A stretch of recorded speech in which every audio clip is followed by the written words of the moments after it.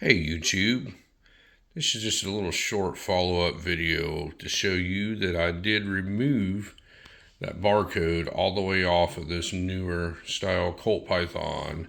I did a whole video here showing you that I ground it down with a Dremel tool and that I sanded it down in stages all the way from 200 grit sandpaper all the way down to 1500 grit, and I took mother's aluminum polish and finished it off. And now we have a newer style COLT Python. It no longer has the ugly barcode on the side.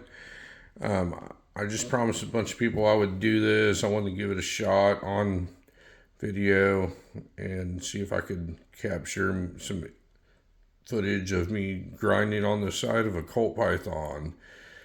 But anyway, folks, I don't recommend doing it if you don't feel comfortable using like power tools or, working with stainless steel or anything like that. It's not really that hard to do. It's just, you just got to be a little bit of patience.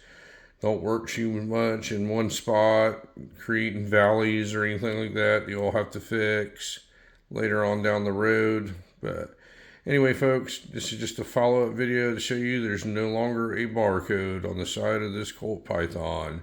If you want to watch the whole video, I have a whole video of me actually doing it at a few different stages. But thank you very much for watching this little short video today, and you folks have a great day.